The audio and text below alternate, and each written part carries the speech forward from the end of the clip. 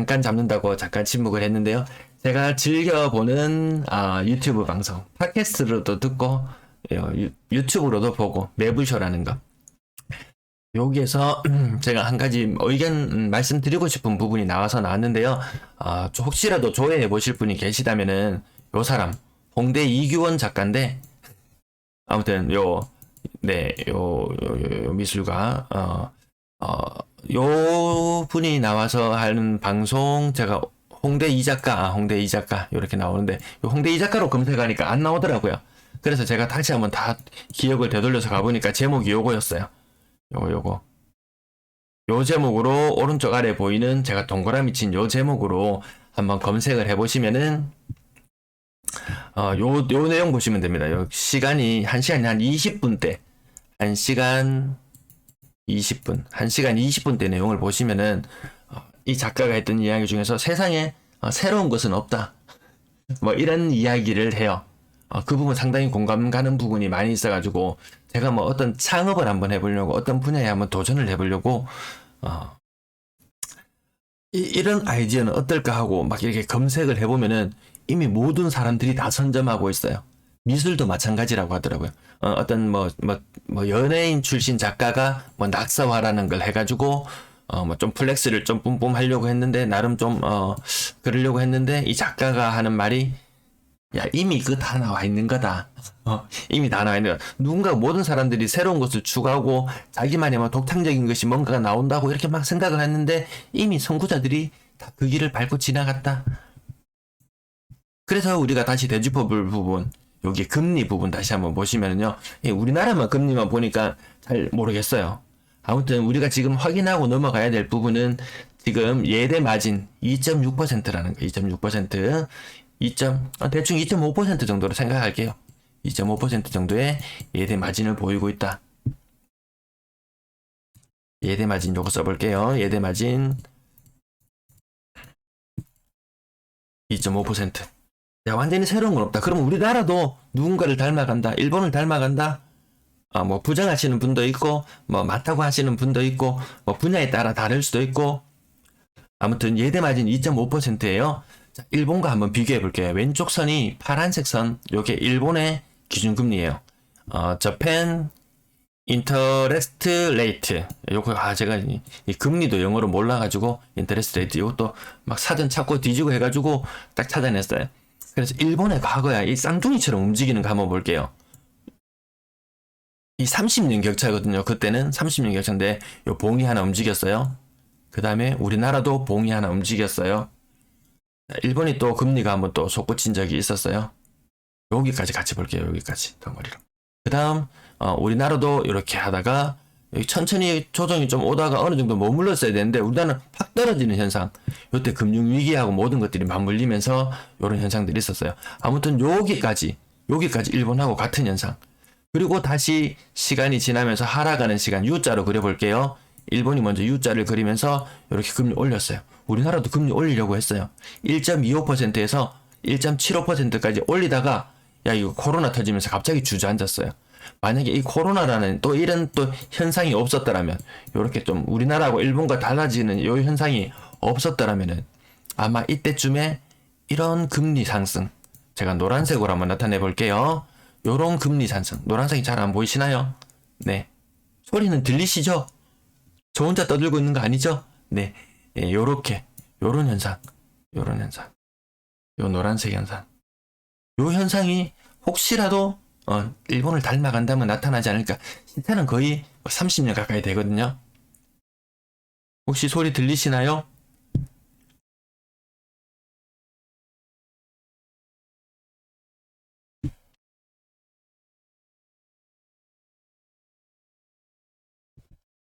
소리 들리시면 점이라도 한 개 좀 찍어주시면은 제가, 감사합니다. 네, 지영이 감사합니다. 제가 요 담소 부분에서는 같이 의견을 조금 나누면서 이렇게 했으면 하는 의미를 하는 부분이라 가지고요. 여러분들도 의견 있으면은 의견 남겨주시면은 같이 참고하면 될 것 같습니다.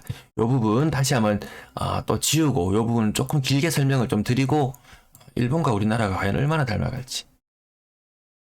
그렇다면 일본이 요 기간에 다시 빨간색으로 돌아와서요, 요 기간에 금리를 얼마나 올렸을까? 거기에서 저는 우리나라 지금 힌트를 얻으려고 하는데요. 요 기간에 금리를 얼마 올렸냐면은 아주 단기간에 한 2년 정도의 시간이었어요. 2년 정도의 기간 동안 금리를 3.5%포인트 올렸어요. 3.5%, 2.5%의 금리가 6%로 바뀌었어요. 2년의 기간 동안. 그리고 또다시 2년의 기간이 흘렀어요. 그 기간 동안 다시 올렸던 게 해소가 돼요. 지금 인플레이션이니 뭐니 이렇게 이야기가 계속 나오는 부분들이 있잖아요. 지속성은 있어요. 원자재 가격 오르고 이런 것들이. 근데 그것도 2년, 3년 지나면 뭐 해소된다는 이 전문가 방송들이 많더라고요, 보니까. 저도 뭐 그렇게 완전히 뭐 세상 끝날 것처럼 뭐 오르지만 기름값도 그렇지만 과거에도 경험해 봤잖아요. 기름값 정말 2,000원 오른 2008년도 9년도 그 무렵이었던가요? 기름값 뭐 100달러 넘어가면서 한 150불까지 찍으면서 휘발유 가격 막 2,000원에 막 육박하는 그 가격 됐을 때 야, 참 못하겠다. 근데 그 시간이 지나고 나면 또 해소되었잖아요. 가격이 또 해소될 수 있을 것 같아요. 혹시라도 지금 그 집을 살려고 하신다. 나는 꼭 사야 되는 상황이다. 그러면 제가 생각해 보기로는 이게 좀 제가 맨날 1년짜리 짧은 예측만 들려드리다가 좀 긴 예측이라고 볼 수도 있는데요. 5년 고정, 5년 고정, 이후 변동. 이런 상품 있나요? 이런 상품 있죠. 5년 고정, 이후 변동. 이 상품을 지금이라도 대출을 받아서 집을 사야 된다면 요거 5년 동안 지금 금리 굉장히 높아서 뭐 변동금리 몇 퍼센트 막 부담스러울 수 있잖아요. 뭐 변동금리보다 고정금리로 하면 한 0.5% 정도 더 비싸고 그 지금 고정금리는 보니까 4%막 중후반까지 가는 분위기 같던데 만약에 변동금리로 이 시절을 견뎌내야 한다면 굉장히 고통스러울 수도 있어요. 자, 다시 우리나라로 돌아와서 이 기간이 만약에 아니었다. 우리나라가 여기 1.25%였다.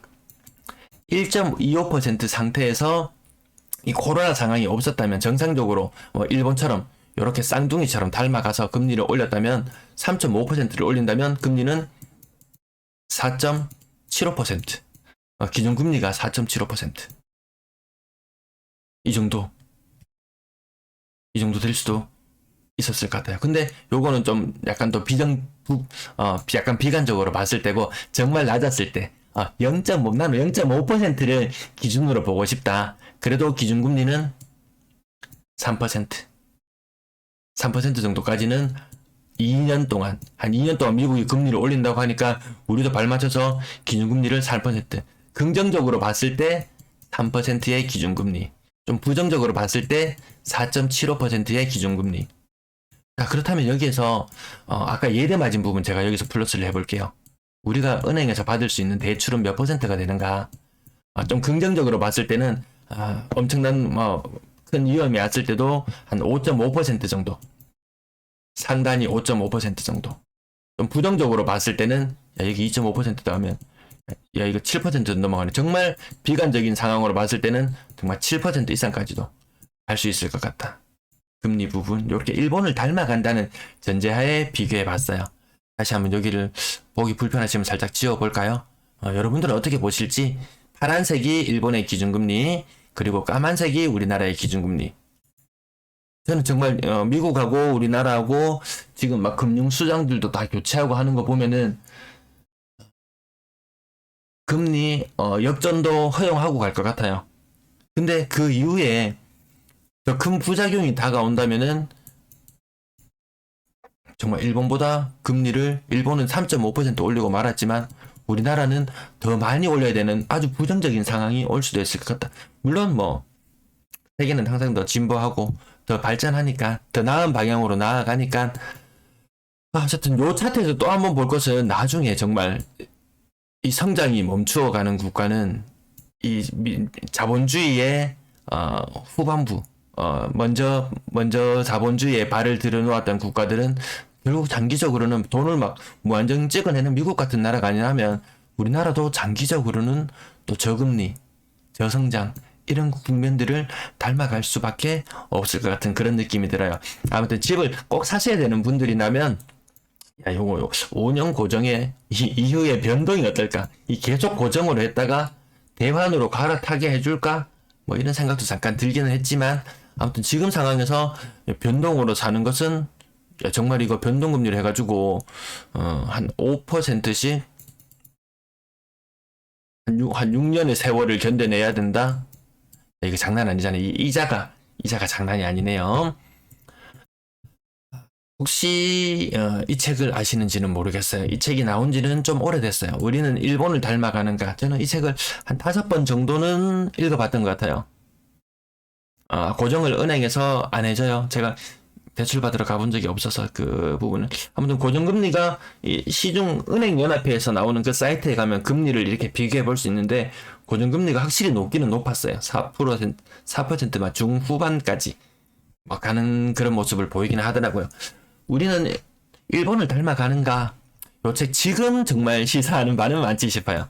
저는 이 책을 2017년 무렵에 사서 읽고 정말 한 5번은 읽어봤던 것 같은데 근데 또 다 까먹었어요. 그래서 다시 한번 제가 읽어보고 정리해서 이렇게 틈날 때마다 한 번씩 정리를 해드리려고 합니다. 이 책을 나는 성격 급해서 네가 정리해주는 것까지 못 기다리겠다 하면은 유튜브에 가니까 검색해보니까 우리는 일본을 닮아가는가 여기 뭐 조회수는 몇 개 되지는 않았어요. 아무튼 여기에서 보니까 제가 영상을 그냥 스킵하면서 그냥 딱딱딱 봐가지고 정확한 내용 파악은 안 됐지만 어쨌든 성격 급하신 분들은 사서 보시면 더 좋을 것 같아요. 근데 뭐 사서 보기 난 귀찮아. 나 영상이 편해 하시는 분들은 이거 18분짜리 영상인데 한 2배속 정도로 빠르게 돌려보시면 책 내용은 전반적으로 파악이 되실 것 같아요. 일단 목차 부분만 오늘은 맛배기로 가지고 와봤는데요. 일본의 잃어버린 20년에 대해서 살펴보는 책이에요. 정말 예, 존니님, 네. 유명하신 분 아닌가요? 존니. 네. 네, 저성장 시대의 서막. 우리는 아직까지 모르잖아요. 저는, 예전에 뭐 전기차 이런 거 막 알아보고 이러던 시절에는, 어딘가요? 파나소닉인가요? 파나소닉이 전기차 배터리 부분 1등이었나요? 이름도 기억도 잘 안 나요. 하여튼, 일본 업체가 계속 1등하고 있던, 제가 이 책을 읽을 무렵만 해도 일본 쪽 업체가 1등을 막 달리고 있던 그 무렵이었어요. 그러던 것이 뭐 LG라든지 뭐 우리나라 어딘가요? 또 뭐 SK 뭐 무식이 또 있을 거고 뭐 요 몇 개 또 기업들 있잖아요. 뭐 삼성도 뭐 있을 거고 요런 애들이 막 쫄쫄쫄쫄 뒤따라 다니는 뭐 그런 형국에 불과했는데 지금 이 상황들이 모든 게 바뀌어가고 있잖아요. 뭐 디스플레이가 우리나라가 요거 읽을 때 무렵에 배터리가 일본이 잘 나갔었고 뭐 디스플레이라든지 그게 중국이 우리나라를 따라온다고 뭐 이렇게 이야기들은 있었지만 뭐 모바일이라든지 이런 부분에서 지금 중국이 우리나라를 앞서가고 있잖아요. 중국이 이 부분 지금 디스플레이라든지 모바일이라든지 제가 봤을 때는 우리나라보다 더 앞서가고 있다고 그렇게 이야기를 듣고 있는 것 같아요.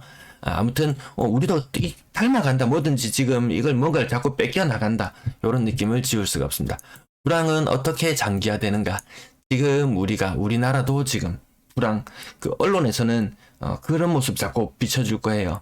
뭐 에버랜드에 사람이 막 엄청나게 몰려든다.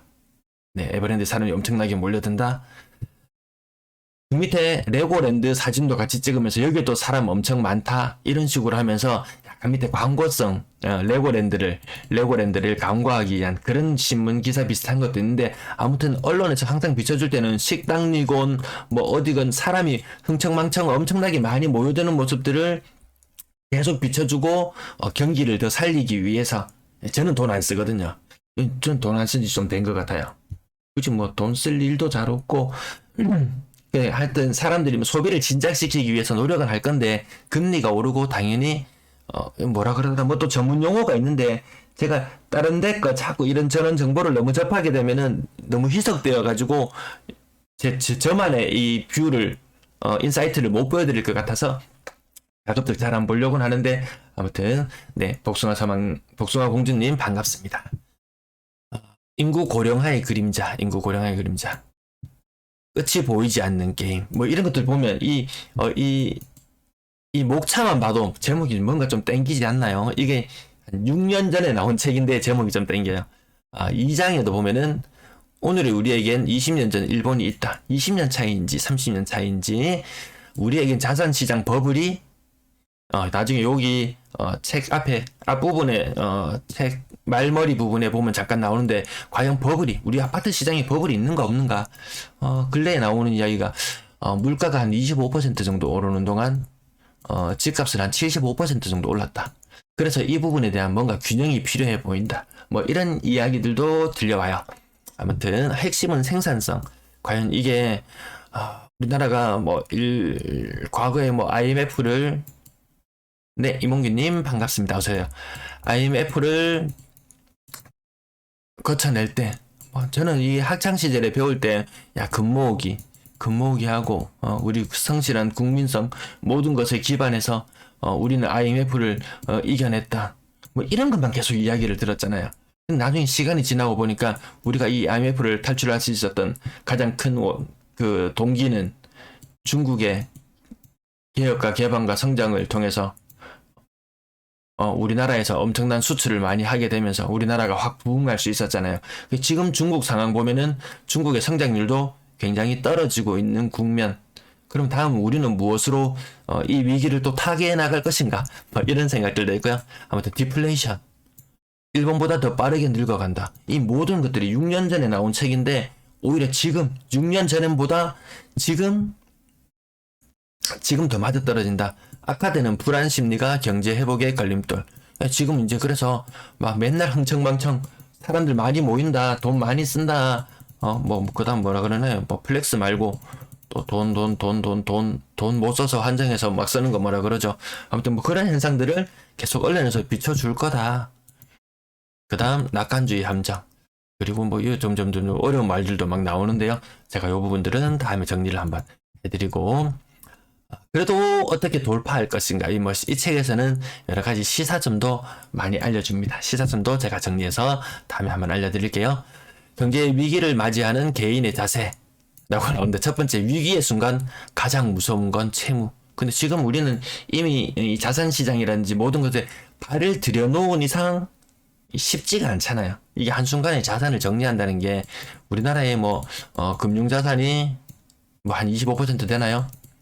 그 다음에 부동산 자산의 한 75% 정도 다 묶여있는 이 상황에서 움직이는 건 쉽지 않다. 이미 이 채무의 덫에 거의 대다수가 다 빠져들었다. 금융자산과 실물자산의 균형을 맞춰라. 미래의 인재상에 대비해라. 인생과 일을 준비해라. 이런 등등 총 5가지 장으로 구성되어 있는 책. 그 책 앞부분에 나와 있는 부분인데요. 이 부분 한번 다뤄드리고 잠시 하실 말씀 있으시면은 댓글로 쭉 남겨주시면은 제가 요거 쭉 한번 읽어드리고 요거 제가 페이지 수로 한 3페이지 정도 되도록 이렇게 요거 앞부분만 잘라와 봤거든요. 요거 읽어드리고 한번 같이 한번 의견 나눌 부분 있으면 살펴보겠습니다. 1,800개의 도시나 농촌 마을 중에서 2040년까지 896개가 사라질 위기에 처한 나라가 있다. 현재의 절반에 가까운 도시나 농촌 마을이 사라진다는 소리다. 이뿐만이 아니다. 전국의 60%에 달하는 지역 인구가 2050년에는 절반 이하로 20%의 지역에서는 거주지가 아예 한 명도 남지 않을 거란다. 이처럼 생각만 해도 암담하고 아찔한 위기에 처한 국가가 어디일까? 아시겠죠? 네. 바로 일본입니다. 일본. 고령화, 저출산, 디플레이션, 우리가 직면할 문제. 일본의 모습과 우리나라. 근데 더 아찔한 상황은 남의 얘기가 아니라는 것이다. 우리도 잃어버린 20년의 시작점에 와 있는 것 같다. 우리는 일본을 닮아가는 것은 이런 문제의식을 관통하는 보고서다. LG경제연구원에서 나온 책이었어요.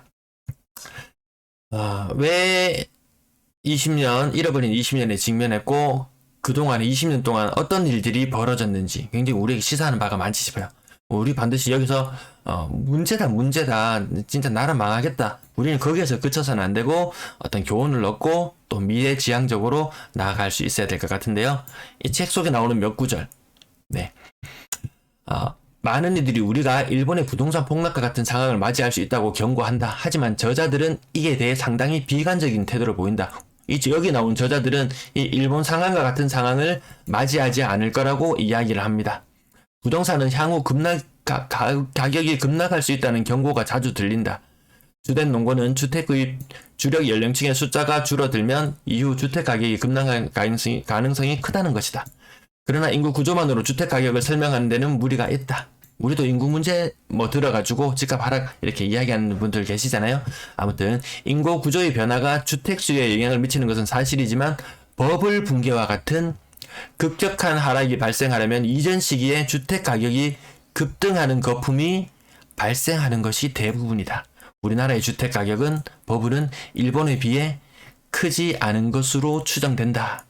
요 부분이 마지막 이 책의 저자들이 일본과 같은 폭락 현상은 일어나지 않을 거라고 했던 것이 일본과 같은 버블이 없었기 때문에. 왜 이 책이 나올 때는 2006년도였어요. 2006년 말에 나왔어요. 서울 지역 집값 상승 언제부터 있었어요? 죄송합니다. 요 책 지워야 되겠다. 제가 자꾸 말 실수를 앞에서도 했나 모르겠네요. 요 책이 나온 지가 2016년이었어요.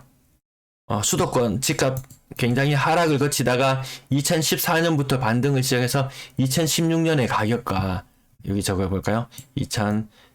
2014년의 가격 많은 하락을 거쳤다가 2016년의 가격 지금 어디 와 있나요? 집값이 2022년의 가격 여기 오른쪽 차트를 대충 이렇게 기간과 가격을 나타내보면은 지수를 나타내보면 요 정도예요.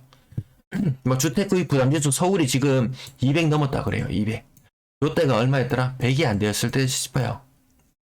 소득이 25% 정도면 집을 살 수 있다. 지금은 소득의 50%를 집 사는 비용으로 지불을 해야 된다. 원리금을 지불하려면은 아무튼 이 책이 나왔을 때는 이렇게 급격한 집값 상승이 있기 이전, 그리고 지금은 이 급격한 집값 상승이 있은 이후.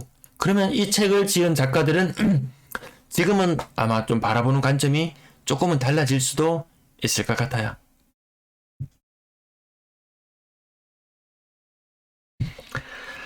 네, 여기까지 제가 오늘 준비한 내용은 마치도록 할게요.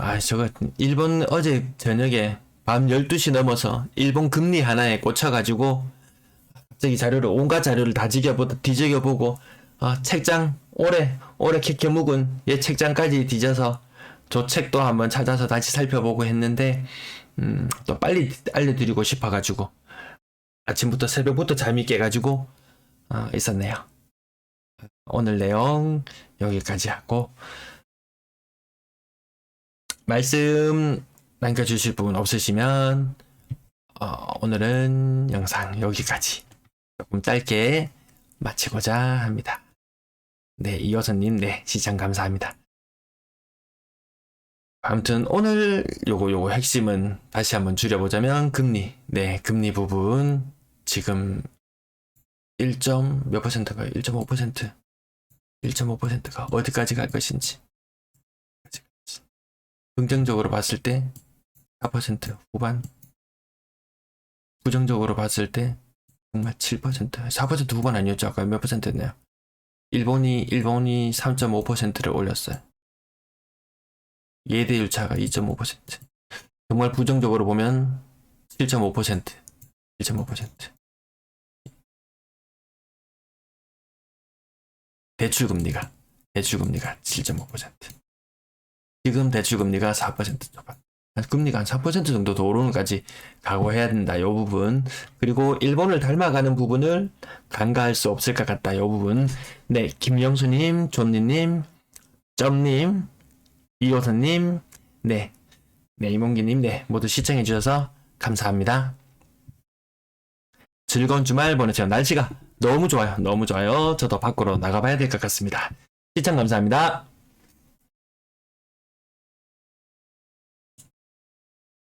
안녕하세요. 대구부동산 스타드입니다. 우리는 일본을 닮아가는가 0편에 이어서 1편으로 이어집니다. 제가 특별 방송들 요약해놓은 방송들을 예약을 좀 다 걸어놨었는데요.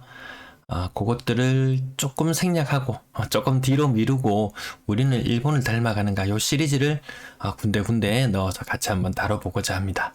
파친코의 도입부 그곳은 바로 여기 도쿄 1989 이때를 아시나요?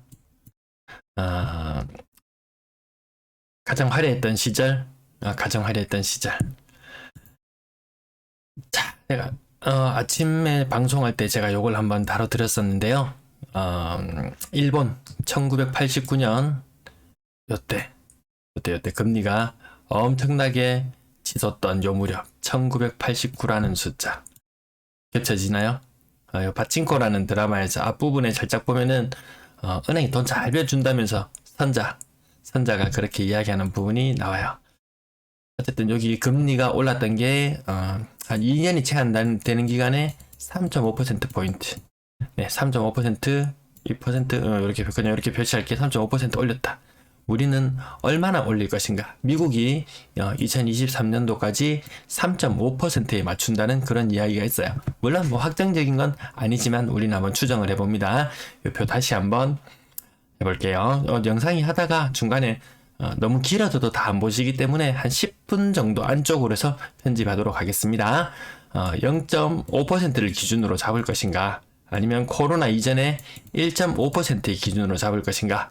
0.5% 기준에서 일본처럼 3.5%까지 끌어올린다면 우리는 4%의 금리를 보게 될 것이고, 아니면 1.5%의 기준에서 3.5%를 올린다면 5%의 금리를 보게 될 것입니다. 그래서 금리는 2023년이 되면 기준금리는 4에서 5% 정도 될 것이다. 지금 현재 예대 마진이 한 2.6% 정도 되나요? 네, 그쯤 대충 한 2.5%로 잡았을 때 이렇게 했을 때 금리는 얼마나 되냐 보니까 6.5에서 7.5% 정도. 물론 뭐 위험 부담이나 이런 것 때문에 더 높아질 수 있지만 아무튼 미국의 금리를 반영했을 때 조금 보수적으로 잡아본 대출 금리. 보수적으로 잡은 게 이거예요. 그럼 예금 금리는 얼마나 될까요? 한 5% 이상? 야, 예금 돈 갖고 있는 사람들 신나겠어요. 자, 제가 총 5개의 장으로 구성되어 있는 우리는 일본을 닮아가는가? 그 중에 첫 번째 장을 먼저 다뤄볼 건데요. 저성장, 불황, 추락한 수출 경쟁력, 엔고, 고령화, 저출산, 끝이 보이지 않는 게임을 다루고 있는 첫 번째 장에 대해서 한번 우리나라와 비교하면서 한번 보도록 할 예정입니다. 우리 경제 상황은 일본형 장기 불황의 초입에 있다 라고 경고하는가 하면 위급 상황에서 생명을 구할 수 있을지 없을지를 가르는 시간을 의미하는 골든타임이라는 말이 들려온다. 요게 2016년도에 나온 그 이야기예요. 2016년도도 그랬고 지금도 보면 좀 이런 느낌이에요. 왜 경고음이 계속 울리느냐? 가계부채 때문에 수많은 경고음이 들려오고 있습니다. 일본 경제의 잃어버린 20년은 버블의 붕괴와 함께 시작되었다. 그러면 우리는 버블인가 아닌가?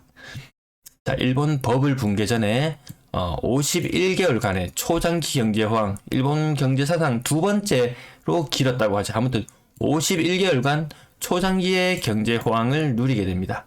우리도 마찬가지. 지금 뭐 경제 상황이 경제 호황이라고 하기에는 아무튼 대무역 흑자, 지속적인 흑자로 어쨌든 호황, 누군가에게는 호황, 누군가에는 불황이겠지만 아무튼 흑자가 지속되고 있고 코로나로 인해서 시중에 돈이 굉장히 많이 풀려 있는 상황이다. 네, 버블 상황, 어떤 버블 상황이냐면 일본의 경우에는 주가는 3배가 올랐고 토지 가격은 2.4배가 올랐습니다. 주가를 조사해보니까 PER 60, 회사가 종속되고 있으면 60년 동안 버는 돈 이꼴 회사의 가치, 회사의 가격 이 정도면 굉장히 높게 치이는 거죠. 지금 우리나라 최고점을 찍었을 때 한 3,600포인트, 3,700 갔나요? 아무튼 그 무렵에 PER이 최고 한 33, 34 뭐 그 정도 됐어요. 일본에 비해서는 절반 정도밖에 되지 않는 수준. 코리아 디스카운트 때문인가요? 아무튼 좀 상황이 좋지 않다. 그래서 이때 당시에 일본이 얼마나 버블이 심했냐면 일본 토지를 전체 다 팔면은 미국 토지 곱하기 4, 미국 토지 4배를 살 수 있다. 그러면 뭐 캐나다, 미국, 그 다음에 남미 국가들까지 다 사는 뭐 아메리카 대륙, 일본 토지와 아메리카 대륙, 뭐 남미, 북미 다 합쳐서 아메리카 대륙 맞바꿀 정도의 그 정도로 거품이 많이 끼어 있었다. 우리는 정확하게 요 근래 최근 한 5년간 집값 2배 혹은 3배 올랐다고 이야기하나요? 뭐 지역별로 차이는 있겠지만 서울 기준으로 치면은 2배 이상 올랐는 건 분명한 것 같아요. 거의 뭐 한 2.5배? 뭐 아무튼 뭐 버블 상황은 좀 비슷하게 느껴진다. 그 또 다르게 비교할 수 있는 지표가 뭔가 있나 보니까 도쿄 서민 아파트 셀러리맨 1인이 살려고 하면은 연봉의 9배. 이게 셀러리맨 1인이에요. 우리나라 서울의 경우를 봤을 때는 가계소득. 일본은 1인. 따지고 보니까 PIR이 일본은 그때 당시 버블의 최정점에 이르렀을 때 PIR이 18배. 그럼 우리나라는 지금 서울은 PIR 30배. 더 한국이 더 심하게 느껴지는 그런 상황으로 보여집니다. PIR이란 가구 소득 대비 주택 가격의 비율을 말하는 것이고 특정 지역 주택을 구입하는데 걸리는 시간을 의미한다.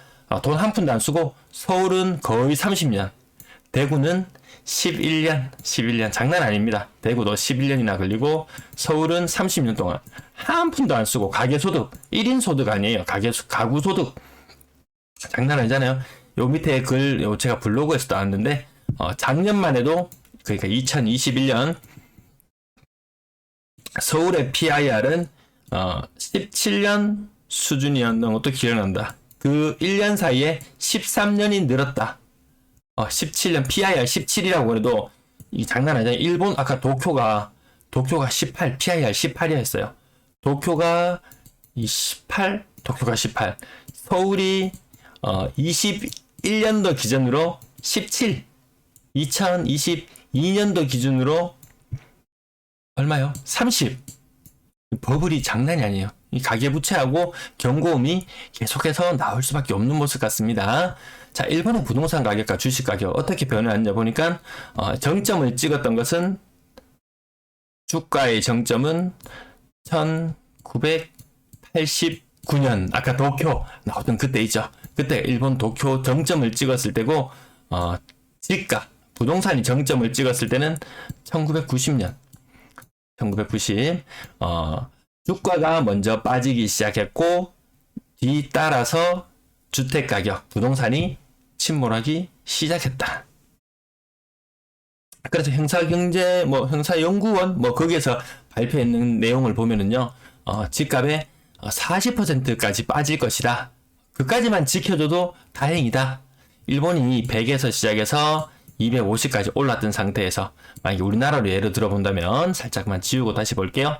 250에서 40%가 빠진다. 그러면 150 수준까지 가는 거예요. 요 정도 수준만 지켜줘도 다행일 것이다. 이런 이야기가 있었죠. 왜냐하면 일본의 선례를 봤을 때 일본은 더 많이 빠졌거든요. 잃어버린 20년, 30년이라고 이야기할 정도로 빠졌습니다. 물론 또 인기 있는 지역, 사람 인구가 많이 모이는 지역 그렇게 이야기하면 한도 끝도 없고요. 일본 문제 심화의 요인은 미국에서 87년도 블랙먼데이 이후에 증시의 불안을 보이자 정치권에서 이 오판을 합니다.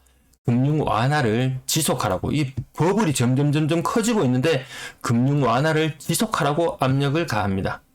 긴축 정책을 제때 하지 못한 것, 지연시킨 것이 큰 문제 요인이 되었습니다. 한국의 경우 한번 볼까요? 원자재 수급, 러시아, 우크라이나 전쟁 때문에 원자재 수급이라든지 세계적으로 경제 불안 요인이 보이고 있잖아요. 그 금융 완화라고 막 난리를 쳤습니다. 야, 가계대출 그거 새 정부가 들어서기 전에 그 뭐였나요? 가계대출 그 제한하는 거 그 금융위에 그 무슨 근거가 있어? 이렇게 이야기합니다. 근거는 없어요. 이런 식으로 이야기를 하니까 야, 그럼 그거 하지 마. 이런 식으로 가계 대출 총량제, 대출 총량제. 야, 그거 무슨 근거로 하는 거야? 그 법적 근거 있어? 하니까 없는데요. 이렇게 이야기하니까 야, 그럼 그거 때려치워. 이런 식으로 이야기합니다. 이 금융 완화하라고 압력을 가합니다. 그리고 금융위원장 이번에 옷 벗고 내려가죠. 임기 한 8개월 됐나요? 올 3년 임기인가 그랬던 것 같은데 내려갑니다. 자, 불평등의 심화로 인해서 비난 여론이 거세지는 것은 일본이나 한국이나 매 한 가지인 것 같아요. 정부의 대응, 일본 아까 제가 초창기에 금리 차트 보여드렸는데요. 1년 3개월간 89년 5월부터 1년 3개월간 5번 연속 금리를 인상하게 됩니다. 2.5%에서 6%. 그래서 요 근거로 3.5%. 우리나라도 금리의 저점 기준에서 3.5% 정도 올리지 않을까. 미국이 거의 한 3%를 올린다고 했으니까요. 우리나라도 그 정도 올리지 않을까. 이렇게 생각해 봤고요. 그래서 문정부는 부동산 규제, 금융 규제 정책을 계속해서 일변도로 나가고 있었어요. 긴축 지연했던 게 문제였죠. 일본에서. 그래서 여기서는 버블이 커지려고 하니까 계속 규제입니다. 근데 워낙 이 버블이 커지는 시점에서는 이게 억제가 안 돼요. 솔직히 뭐 정책이나 이런 것들을 해봐서 윤정부 들어서는 윤정부에서는 뭐 재건축을 활성화한다든지 LTV를 완화한다든지 대출 총량 규제를 완화한다든지 이렇게 완화 쪽으로 나가고 있어요. 과거 일본 정치권에서 했던 것과 닮은 모습. 그럼 우리는 어느 방향으로 나아갈 것인가? 아이고, 방송이 너무 길어져서 오늘은 여기서 한번 끊고 지나갈게요. 오늘 시청 감사합니다. 다음 방송 여기서부터 시작할게요. 안녕하세요. 대구부동산 스타입니다. 우리는 일본을 닮아가는가? 총 세 번째 시간이에요. 샵2. 0부터 시작해서 샵2까지 세 번째 시간입니다. 우리는 지금 거품 속인가? 지난 시간에 주가지수 PER 보셨죠? 그리고 PER과 PIR을 보셨습니다. 이 책이 나오던 2016년도에는 우리나라는 일본과 같지 않아. 일본 상황과 같지 않아. 우리는 거품이 없어. 거품이 끼지 않았어. 아직까지. 거품이 왜 안 끼었다고 했죠? PER. 네. PER 주가지수 이걸 비교해 봤을 때 일본은 60까지 갔는데 우리는 그때 당시 얼마였나요? 한 17이나 뭐 이 정도 되었을 거예요. 2016년도에 15? 아무튼 코리아 뭐 디스카운트 이래가지고 야 우리는 가려면 멀었어 이랬는데 얘가 33까지 갔죠. 그 다음에 PIR 서울 지역 도쿄 지역에 주택을 구입하는데 18년이 걸렸어요. 일본이. 근데 우리나라는 서울에 지금 30이에요. 근데 이거 조사할 때만 해도 2016년도만 해도 이때 당시에 우리나라 PIR이 얼마 정도 되었을까요? 뭐 10 정도? 뭐 요 정도 수준인가? 아무튼 그렇게 뭐 거품이 끼지 않은 상태였는데 근데 주가 지수는 뭐 코리아 디스카운트 영향도 물론 있을 거예요. 그 부분 때문에 뭐 완전 일본 같은 그런 거품은 아니다. 근데 일본 그때 굉장했잖아요. 언젠가 1989년 일본 기업들 정말 우리 소니 카세트 한번 기획군형에 꽂고 다니는 거 소원하던 그 시절. 아무튼 일본 대단했던 그 무렵. 어쨌든 그리고 다시 PIR로 다시 돌아와 보면은 우리가 훨씬 더 지금 심한 거품 속에 있는 것은 아닌가. 자, 그때 투자자들의 반응, 어떤 규제책이 나왔을 때 버블 우려로 투자 자금의 해외로 이탈합니다. 지금도 뭐 많이 나갔잖아요. 뭐라 그러나 이거 뭐 와타나베 부인? 이런 것도 들어본 지 하도 오래돼서 기억이 가물가물합니다. 돈 바리바리 싸들고 나가가지고 해외 자산에 투자하고 이런 것들. 지금도 뭐 해외 자산, 뭐 일본은 대외, 뭐 채무, 뭐 이런 관계에서 하여튼 뭐 순 자금, 말이 어려워서요. 그냥 어쨌든 뭐 자금 돈놀이에서 들어오는 돈이 더 많다. 일본은 계속해서 일본인 투자 자금이 해외로 도망갔어요. 아주 우리나라도 지금 주식 시장을 보면 외국인들이 팔고 도망가고 있어요. 한국 투자자들도 야 한국 그거 봤지? 오스템 임플란트라든지 그 몇 개 회사들 보면 이게 믿을 수가 없어. 서학개미로 변신하면서 뭐 테슬라라든지 뭐 온갖 것들 이렇게 뭐 해외로 또 눈을 많이 돌리잖아요. 자, 대응 후에 어떤 현상이 일어났는가? 주가가 하락하고 채권 가격이 하락하고 엔화 가치의 3중 요 세 가지 주가, 채권 가격, 엔화 가치 요 세 가지가 3중으로 하락하는 현상이 나타났어요. 그럼 한국은 어떤가? 한국의 주가, 채권 가격, 원화 가치 과연 어떤 움직임인지 보겠습니다. 한번. 자, 먼저 채권 한번 보시면은 여러분들이 주로 살펴보시는 게 요 채권 수익률을 보실 거예요. 채권 수익률. 채권 수익률이 바닥일 때는 한 1.6, 뭐 1.7 이랬던 것이 지금은 불과 1년 정도 만에 그 2배, 3.4% 그 2배는 올라갔죠. 채권 수익률이 올라간다는 말은 채권의 가격과 채권의 수익률과 가격은 역의 관계가 있다. 채권 수익률이 올라간다는 말은 채권의 가격이 떨어진다는 말. 그리고 코스피 지수도 정점을 찍고 아무튼 지금 내려오고 있어요. 다시 또 뭐 좋아질지도 몰라요. 아무튼 지금은 이렇게 조금 안 좋아지는 모습. 그 다음에 원화의 가치. 원화의 가치 달러당 원달러 환율 환전하면은 21년 1월달 한 1년 전쯤에 쌀 때는 1,100원 미치였는데 지금은 1,270원 한 15% 정도 원화 가치가 더 절하되고 있는 모습이죠. 똑 닮아 있어요. 지금 일본과 주가, 채권 가격, 원화 가치의 삼중하락. 자, 대응 후에 부동산에 나타나는 현상. 정부는 강경한 버블 대책 요구로 인해서 부동산 융자 총량제 도입 많이 들어보셨죠? 총량 규제, 대출 총량 규제. 우리도 요거 도입했었잖아. 집가세 창설. 이것도 집가세? 제가 정확한 내용은 모르겠어요. 자, 아무튼 땅에 또 세금을 물리는 것을 또 세금을 더 창설했다는 말. 그 다음에 재산세 강화.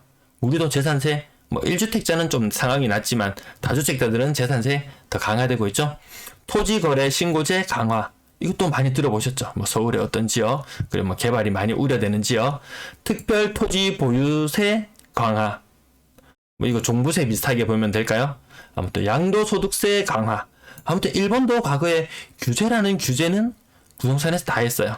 그리고 나서 토지는 1년 정도 후부터 빠지기 시작했습니다. 자, 문은 버블을 터뜨리려는 일본 정부 정책을 따라하고 있다. 규제책을 계속 남발한다고 이야기했는데, 이것도 과거에 누군가가 했던 걸 따라하는 거예요. 창의적으로 누가, 정책을 위반하는 사람들이 그렇게 하지 않고, 이 선례를 그대로 따라하고 있어요. 다음 정부에서는 버블을 꺼트리는 정책을 역행한다. 오히려 이렇게 재건축, 재개발 이런 식으로 하고 세금도 깎아준다 그러고, 그러면 이건 버블을 더 키울 수 있는 그런 현상으로 가려고 합니다. 얼마나 더 키워서 터뜨려야 될지는 모르겠네요. 자, 일본 정부는 저런 대책들을 수도 없이 내놓으면서 부동산 가격은 수십 % 하락한 이후에 연착륙할 거라고 믿었습니다. 하지만 이 믿음은 배반당했어요. 하락하면서 하락 방향의 5번 슈팅이 일어나면서 집값은 걷잡을 수 없이 빠지게 되었습니다. 형사정책연구원에서 40% 정도 빠지는 선에서만 멈춰줘도 다행이다 라고 이야기했던 부분이 일본의 이 사례를 그대로 이야기하는 것 같습니다. 한국은 그 이전 정부 끊임없이 연착륙을 위한 규제를 만들어냈고, 다음 정부 윤이 아니고 누가 되었건 자기가 되면은 무슨 문제든지 다 해결할 수 있을 거라고 호언장담했습니다. 둘 다 호언장담했어요. 두 분 다 1번당, 2번당 두 분 다 이렇게 호언장담을 했었는데, 막상 새로운 여기 인수위에서 손가락 까딱 해오니까 이 난리가 아니에요. 그런 난리가 없습니다. 그래서 다시 한번 좀 더 생각해 볼게. 이렇게 하고, 공약상으로는 굉장히 모든 문제를 풀 수 있을 것 같았는데, 그렇게 쉽지 않다. 이런 모습으로 가고 있습니다. 하방의 오버슈팅의 원인은 무엇인가? 금융 긴축, 투자 심리의 위축으로 실수요가 감소, 거품 경제 끝 무렵에 부동산 공급 과다. 우리 대구 지역 한번 볼까요? 다른 지역도 매 한 가지입니다. 대구뿐만 아니고 생각보다 모든 지역에 공급이 굉장히 많았어요. 새 정부 들어서고 200만 호, 250만 호 이야기하지만 200만 호 정도 공급하는 건 그 지난 정부에서도 그 정도 공급해왔고, 그 이전 정부에서도 그 정도 연평균 공급량 거기에서 조금 더 플러스 시킨다는 정도였지, 공급 과다는 매 한 가지인 것 같습니다. 투자 심리 지금 굉장히 많이 위축되고 있죠. 금융 긴축되어서 대출 시원치 않죠. 이런 것들이 하방의 오버슈팅의 원인으로 볼 수 있겠습니다. 자, 일본 거품이 거쳤어요. 거품이 거치고 나니까 미에노 일본 총재는 버블 제거의 해결사로 국민 영웅으로 등극합니다. 근데 침체가 장기화되면서 장기 불황의 주범이 되어버려요. 지금 현재로는 우리나라에서는 거품을 걷어낼 생각이 없어 보인다. 장기 불황의 멍해를 짊어질 사람이 없다. 이 멍해는 뭔지 아시죠? 요거 소위에 여기 쟁기질 할 때 소 목덜미에 얹어서 사용하는 구분나무. 저 아버지가 요거 소 끌고 가면서 쟁기질 하는 거 제가 옆에서 구경해 봤는데 소를 요렇게 한 바퀴 저 끝에 가가지고 한 바퀴 턴해서 이렇게 오시고, 소를, 처음 보는 소를 한 마리 이렇게 마을에서 빌려와가지고 하는데, 아무튼 이렇게, 그 기억이 문득 잠깐 스쳐 지나가네요. 어릴 땐 소똥도 밟고 많이 놀았는데, 밟고 놀았다기보다는 동네 뒷산에 가면, 네, 이렇게 소똥이 군데군데 있는 모습도 봤는데, 아무튼 이 장기 불황의 멍에를 짊어질 사람이 없습니다. 책임을 다 떠넘기고 미루고 이전 정부에서는 다음 정부로, 또 새로운 정부에서는 또 그 다음 정부로 뭔가를 자꾸 미루려고 하지, 이 큰 짐을 질 사람은 없는 것 같습니다.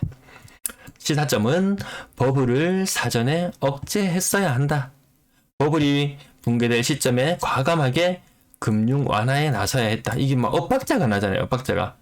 사전에 이렇게 하는데 뭐 미국 블랙 먼데이, 뭐 블랙 프라이데이 이러면서 갑자기 야 안 되겠어 돈 더 풀어.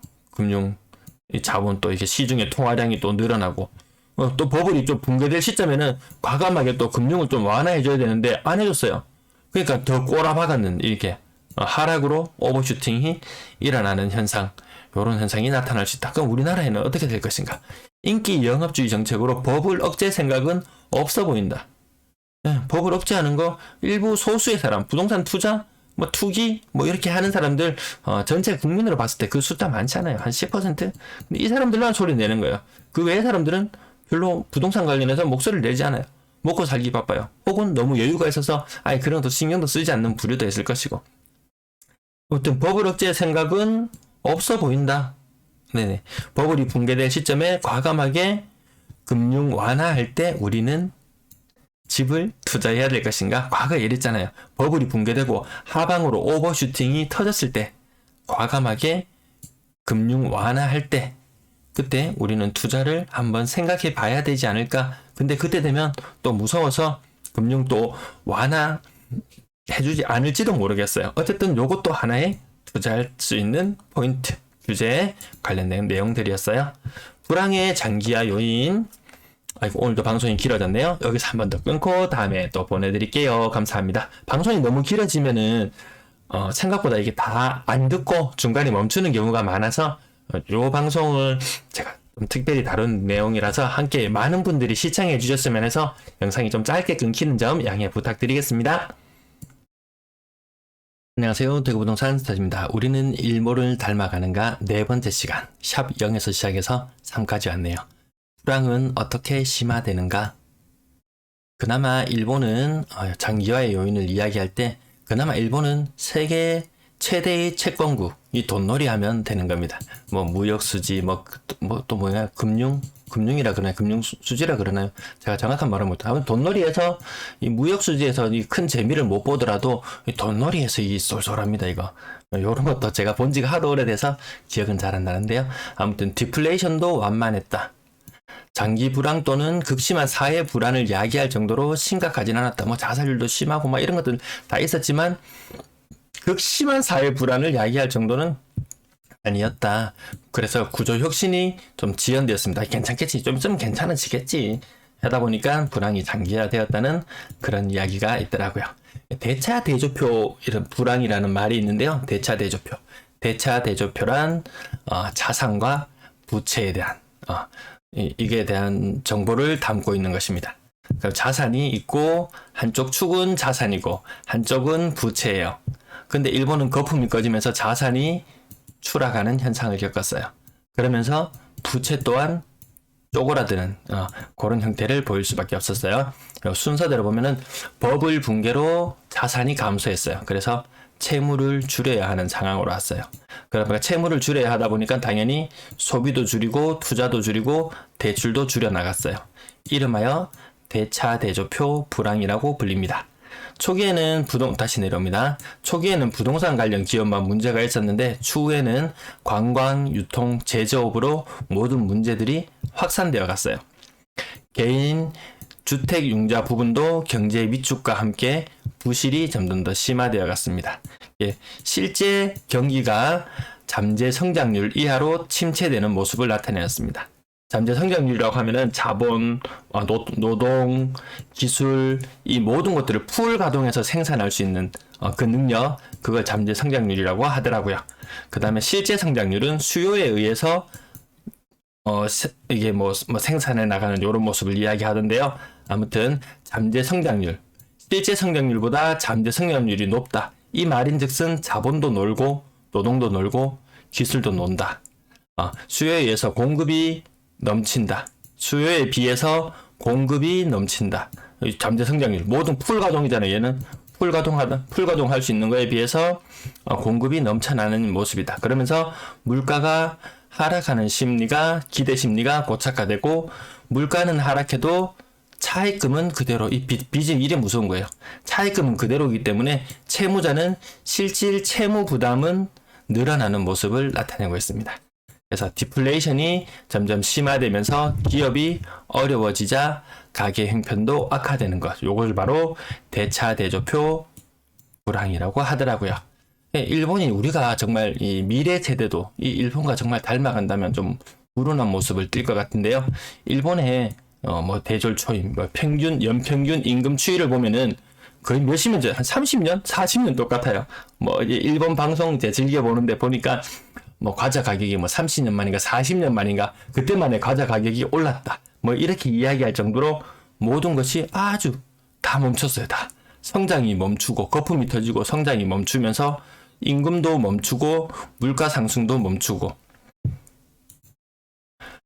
1인당 일본 급여자 소득 1인당 평균 급여 추이를 살펴보면은 크게 변동이 없어요. 이 1990년대 요 정도 수준. 집값이 무한정 오르고 경제가 무한정 좋아지고 우리나라가 돈을 무한정 찍어내가지고 모든 것들이 막 임금도 막 2배, 3배 오르고 집값도 2배, 3배 오르고 계속 지속될 수 있는가에 대한 의문은 생기네요. 정규직, 비정규직 요 구성 변화를 봤을 때도 점점 늘어나요. 우리나라도 요거 그대로 닮아가고 있어요. 비정규직, 비정이 계속해서 높아지고 있고 출산율 봤을 때 일본의 출산율인데요. 이 저점을 찍었을 때가 1.26 우리나라는 얼마인가요? 0.78? 0.78? 이 두 개 숫자도 비교도 안 될 만한 이런 수치. 그 다음에 일본 노인 의료비 현황 이런 것들 보면은 전체 의료비에서 75세 이상 의료비 비중이 35.8%. 우리나라에 이거 예산이 얼마인가요? 500조 조금 넘어가죠. 지금 한 550조 이런 이야기가 들리나요? 네, 그 정도인데 의료에 지출하는 비용이 우리나라 전 국민이 의료에 지출하는 비용이 뭐 의료보험공단 이런 쪽에 들어가서 뭐 통계 살펴보고 하면 뭐 100조 가까이 되는 거, 뭐 이 정도 되는 것 같은데 근데 뭐 사보험이라든지 보험 적병하는 비보험 뭐 이런 것처럼 다 하면은 누군가는 한 200조 정도 진짜 이게 이 빠진 독에 물 붓기처럼 이 엄청난 의료비를 지출해야 된다 이런 부분들까지 생각해 본다면은 정말 이 일본 쉽지 않구나 살리려고 노력했는데 쉽지 않은 모습들 우리는 일본을 닮아가는가 요 1장 제가 시리즈로 벌써 몇 번을 다뤄드렸는데요. 요게 책으로 치면 한 60페이지밖에 안 돼요. 한번 저 사서 읽어보시면 나름 시사하는 부분이 많이 있어요. 제가 여러분들이 이해하기 쉽도록 조금 더 간추려 드리려고 했는데 저의 전문성도 한계가 있고 저도 저 책을 정말 대여섯 번 지금 계속 읽어보고 있는 중인데 그 몇 년 전에 읽었을 때와 지금의 느낌이 또 다르네요. 처음 사서 읽었을 때 그리고 그 다음에 읽었을 때 읽을 때마다 느낌이 좀 다른데 저 책에 있는 시간과 지금의 시간이 지금 아까 한국과 일본 좌우표로 만들어서 이렇게 계속 비교를 해드렸는데 왼쪽은 책에 나오는 일본에 나오는 일본에서 있었던 현상을 그대로 책 내용을 보고 간추린 것이고 오른쪽에 있는 한국의 상황은 제가 지금 현재 상황이 대충 요렇게 했구나 짐작해가지고 정리했는 부분인데요. 굉장히 닮아 보이지 않나요? 저 책의 2장에서는 지금 현재 우리나라 상황은 일본과 비교했을 때 어느 정도 상황에 와 있는가를 다루고 있는데요. 제가 좌우, 한국 좌우, 이렇게 일본, 그 다음에 2016년도에 저 책의 저자들, LG경제연구원인가요? 거기 했던 저자들이 느꼈던 한국의 모습, 그리고 지금 2022년의 한국의 모습, 요거는 제가 해봤고요. 요거는 한국의 모습은 그 작가, LG경제연구원에 나왔던 그 연구원들이 비교했는 부분, 요 세 가지를 놓고 비교해 본다면 좀 더 가까울 것 같아요. 그리고 요거 제가 요거를 영상을 촬영하는 중간에 잠깐 댓글을 봤는데요. 2년 후에 집을 살려고 한다. 그 대구에 있던 어떤 경제방송 하시는 또 난 유튜브를 보니까 뭐 2023년, 2024년 이 최대의 입주 물량이 있는 이 시기를 노려라. 이 시기를 노려라. 이렇게 뭐 제목이 달려 있는데 제 영상은 보진 않았어요. 그 보면 왠지 따라할 것 같고 이래가지고 보진 않았어요. 제가 요 방송에서 말씀드리고 싶어 했던 내용은 저 금리에 꽂혀서 갑자기 이 방송을, 이 시리즈를 시작하게 되었는데요. 지금이 2022년 금리가 오르잖아요. 2023년까지 거의 정점을 찍고 금리가 오른다고 봅시다. 지금 1.5%에 있던 것이 뭐 한 4%, 4.5%에서 6% 정도 가는 금리를 찍는다. 그러면 2023년도 혹은 4년도에 산다. 이 정점을 찍고 나면 또 오르막이 있으면 또 내리막이 있잖아요. 아파트 가격도 오르막이 있으면 또 내리막도 있을 수 있듯이 이 금리도 또 정점을 찍고 나면은 야야 이래 가지고는 안 되겠다. 또 다시 돈 좀 풀어야 되겠다. 뭐 그렇게 해서 또 이 금융 완화 정책을 갈 수가 있는데 2024년에 집을 산다. 그러면 요맘때요 이미. 정말 일본처럼 내려간다면 이 지점에서 다시 더 내려가는 이 지점이라도 지켜줬으면 좋겠다 하는 지점이 정말 이 고점 대비 4%, 40% 정도 빠진 지점. 그리고 이때가 2024년이라고 보고요. 그 다음에 다시 금리가 지금의 수준, 현 수준까지 돌아오면은 한 2025년이 되지 않을까. 그럼 난 산다. 그럼 사고 나면 다시 올라갈 것이다. 다시 올라갈 것이다. 제가 좀 지워볼까요? 제가 조금만 지우고. 2025년. 그럼 다시 여기서 이제, 이제 우리 바닥 찍었어. 다시 올라갈 거야. 그러면 집값 조정은, 2021년, 대구는 2021년부터 조정이었으니까요. 1년, 2년, 3년, 4년. 4년간의 조정을 끝내고 집값이 올라갈 거다라는 믿음을 가지시는 분은, 요 무렵, 정말 2024년에서 5년, 요 무렵 사도 크게 무슨 관계 있겠나요? 네, 2023년 요 표가 조금 지저분하네요. 그래서 본인의 선택인 거죠. 여기서 될 것이다. 그럼 정말 우리나라 정말 일본처럼 이 하방으로 오버슈팅이 일어날 것이다. 오버슈팅 일어날 것이다. 자, 장담할 수 없어요. 어느 방향인지는 알 수가 없어요. 계속 예의주시하고 살펴보는 수밖에 없지 않을까요? 네, 일단 금리의 변화는 아주 정말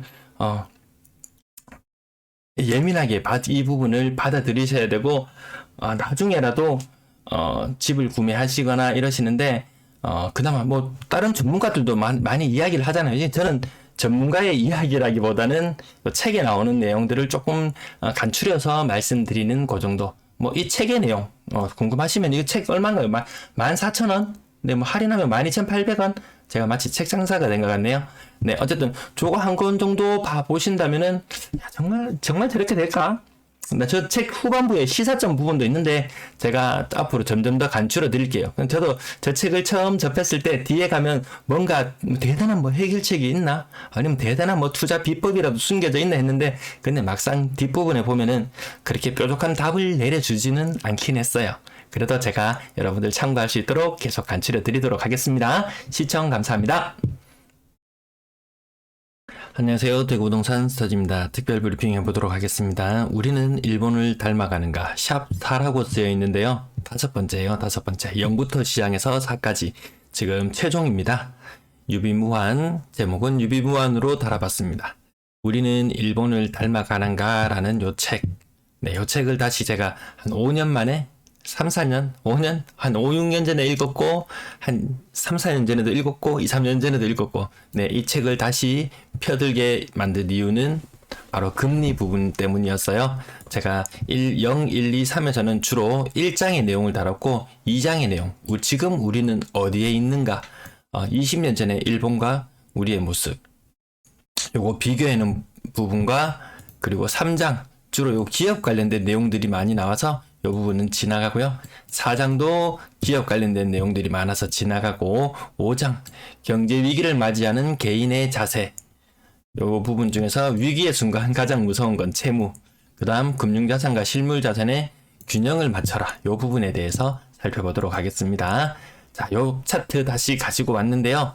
23년까지 미국이 금리를 3.5% 정도까지 올릴 수 있다고 이야기를 했어요. 그렇다면 우리는 금리가 얼마나 될까? 한 4, 5% 정도 수준까지 올라간다. 지금 기준금리가 얼마죠? 1.5%? 기준금리 1.5%. 대출금리는 얼마인가요? 대출금리 지금 일반 시중은행 보니까 한 4% 초반, 4% 초반. 이 예대 마진이 한 2.5%, 그거보다 조금 더 벌어진 것도 같아요. 보니까 2.5%라고 잡아봤을 때 우리가 가장 높은 금리를 경험하게 될 것은 이 하단 기준이에요. 하단 기준. 하단 기준으로 6.5%에서 7.5% 정도 될 거다. 왜? 과거에 요 파란색 선을 보시면 일본이에요. 일본이 아주 단기간에 89년 5월부터 1년 3개월간 5번 연속 금리를 인상해서 2.5%에서 6%까지 급격하게 금리를 올려버렸다. 그때와 마치 닮아있는 듯한 그런 기억이 나요. 미국이 거의 제로 금리 수준에서 3.5% 수준까지 올린다고 하죠. 우리나라 지금 기준을 어디로 잡아야 될까? 코로나 이전에 1.5%를 기준으로 잡을 것인가? 아니면 가장 최저점인 0.5%를 기준으로 잡을 것인가? 여기에 따라서 우리의 금리가 4% 혹은 5% 이렇게 예상해 본 내용이었어요. 요 금리 차트를 보는 순간 다시 옛날 기억이 스물스물 나면서 저 책을 다시 한번 뒤적여 보게 되었네요. 일본 부동산 가격과 주식 가격의 변화 추이 책에 나와 있는 부분 캡처했습니다. 89년 5월부터 금리를 올렸다고 했어요. 여기 나왔어요. 89년 5월부터 금리를 올렸어요. 89년 따라 올라가 볼게요. 89년 금리를 막 올리기 시작하는 시점에 금리가 주가는 최정점이었고 그로부터 1년 정도 지나고 1990년이 되었을 때 이때도 금리를 계속 올리고 있는 중이었죠. 네, 금리를 계속 올리고 있는 중에 집값은 꼭지를 찍고 한없이 내려가기 시작했어요. 네. 이 기간이 내가 집을 언제 사야 될까 물었을 때 이렇게 급격하게 떨어지는 요 구간은 좀 피했으면 좋겠다. 요런 의견. 과거에 일본의 사례를 들어서 이야기하는 그런 부분이니까요. 그렇다면 다시 한번 살짝 지어볼게요. 자, 그렇다면 우리의 지금 집가, 우리 그냥 주택 가격을 기준으로 봤을 때 서울의 주택 가격 이미 꼭지를 찍고 내려왔어요. 근데 다시 온갖 정책들이 나오면서 살짝 스물스물 이렇게 심리가 스물스물 움직이지만 그렇게 다시 올라봐야 얼마나 더 오를까 이런 느낌이 들 정도의 꼭지의 느낌이 좀 들기도 합니다. 그럼 일본 잘 나갈 때 웬만한 기업들, 세계적인 기업들, 세계 10대 기업 안에 일본 은행 관련된 주식만 한 5개 정도 포진될 정도로 엄청난 그 성장과 엄청난 돈이 몰려들었을 당시에 이런 파나소닉이나 소니나 이런 기업들 세계 시장 점유율 50% 넘어가는 게 허다하다고 할 정도로 굉장히 많은 시장을 점유하고 있었어요, 일본이. 그러니까 우리나라는 지금 얼마나 잘 나가고 있는가? LG 에너지 솔루션, SK, 삼성 이런 것들이 이 전기차 시장에서 차지하는 점유율이 얼마나 될까 찾아보면은 15%, 6%, 3% 다 더하면 한 25% 정도? 네, 50%까지 근접 못하죠. 한창 점유율이 최근 들어서 좀 높아지고 있긴 하지만 이 중국의 점유율, 이 CATL, 제가 어떻게 읽는지 정확하게 모르겠어요. 이 주가도 엄청나게 많이 올랐더라고요. 아니면 요 비아디라든지 이런 애들이 엄청나게 많은 시장 점유율을 차지하고 있어요. 근데 제가 지난번에도 한번 말씀드린 적이 있었는데 한 5년, 6년 전의 자료를 혹시라도 찾아보시게 된다면 이 파나소닉이 이 시장 점유율 1등이었어요. 이것들이 순위가 중국에 밀려서 내려온단 말이죠. 전기차 물론 지금 성장세를 이어가고 있는 건 맞지만 중국의 성장세 굉장히 무섭습니다. 반도체. 그럼 반도체는 우리가 얼마나 점유하고 있을까요? 시스템 반도체를 찾아보니까 한국이 세계 시장에서 18%? 저도 이거 찾아보고 이거밖에 안 돼. 근데 2021년에서 2022년으로 넘어가면서 점유율이 1%에서 2% 정도 줄어들었어요. 한국 점유율 1% 줄어들었고 삼성은 18%에서 16% 줄어들었어요. 이 타이완이 차지하는 비중이 굉장히 높아요. TSMC. 우리나라가 다 한 줄 알았는데 혹시라도 나중에 여기 뭔가요? SMIC? 또 중국이 혹시라도 또 이 비중을 더 키워 나온다면 이거 반도체 메모리도 우리 어느 산업 부문에서도 어느 정도 정점을 찍었는 건 아닐까 이런 느낌이 들 정도. 아무튼 디스플레이 시장도 중국의 세계 시장 점유율 1위를 내줬다. 야, 디스플레이 2018년도 42%까지 거의 뭐 세계 시장의 절반을 잡아먹다시피 했던 것이 지금은 한 3분의 1 정도를 잡아먹고 있다 할 정도로 점유율이 좀 떨어지고 있어요. 그럼 스마트폰은 얼마나 잘 나가고 있을까? 스마트폰 점유율 삼성전자 최근 2021년에서 2022년으로 넘어오는 가운데 GOS 사태, 뭐 강제로 이렇게 뭐 시스템 사양을 뭐 떨어뜨린다고 했나요? 뭐 그런 부분 이슈 등으로 인해서 막 엄청 싸게 막 파는 그런 것들이 좀 있었나 봐요. 아무튼 점유율이 올라갔지만 2021년 상황 보면 한 20% 정도. 야, 저는 한창 장 나갈 때 이거 시장 거의 뭐 애플하고 거의 전 세계 시장을 양분하다시피 하던 시절도 있었던 것 같은데 아무튼 비중이 생각보다 많이 줄어들었네요. 요거 또 동영상으로 이렇게 찾아보시다 보면은 요렇게 요런 사이트 그냥 통계 이렇게 보여주는 사이트가 있는데요. 점유율 얼마나 됐을까 좀 많았을 때 보니까 삼성전자가 32%까지 차지하고 있었다. 언제? 2019년에서 2020년 요 무렵이었네요. 근데 2019년 2018년인가? 그 무렵에 19년, 18년, 19년 오락가락 하는데 제가 영상을 이렇게 지나가면서 보다가 이렇게 캡처한 부분이라서 아무튼 30% 이상까지 차지했던 것이 점유율이 점점 좀 떨어지고 있는 듯한 그런 느낌. 그러면 우리는 일본과 성장 경로가 비슷하다. 과거에 한국 한국 빨간색 선을 따라가 보시면은 과거 고도 성장기 때 뭐 8%에서 10% 성장을 하던 시기가 있다가 요게 계단식으로 내려가죠. 계단식으로 8%, 6%, 6%에서 4%, 지금 4%에서 2%, 또 요 뭐 인플레이션 시기나 요런 또 시기들이 지나고 나면 일본처럼 2% 이하, 2% 이하의 성장률을 나타낼 수도 있을 거다. 그럼 고도 성장기 나중에 뒤에서 다시 한번 짚어볼게요. 성장률 보면은 2012년부터 요거는 위키피디아인가요? 네, 거기에서 검색했는 것 같은데 이 3%를 넘어가기가 쉽지 않더라. 2%의 성장률. 코로나 한창일 때는 역성장도 한 적이 있었고 21년 다시 요거 두 개 똔똔이 하면은 아마 2% 이렇게 나눠봐도 될 것 같은데요. 아무튼 22년 3% 성장 예상하고 이렇게 이야기는 하지만 성장률이 점점 떨어지는 것 그대로 일본을 닮아가고 있는 모습이에요. 가장 최근에 소비자 물가지수 많이 가파르게 오른다고 해서 요것도 한번 찾아봤어요. 일본 한창 많이 오르다가 언젠가요? 요때 금리 한창 인상시키고 굉장히 많이 또 소비자 물가 지수도 굉장히 같이 올라가는 시기 있었어요. 금리 아까 1989년 5월부터 금리를 인상한다고 했죠. 아이고 요거 보니까 한국 최근에 소비자 물가지수 지금 4% 이런 식의 이야기 나오는 거 보니까 굉장히 높게 증가하고 있던데요. 1989년 5월 달부터 대충 제가 정확한 몇 월 달부터 금리 인상했는지는 모르겠지만 89년부터 찾아보면 요 파란색 선을 보시면 일본이에요.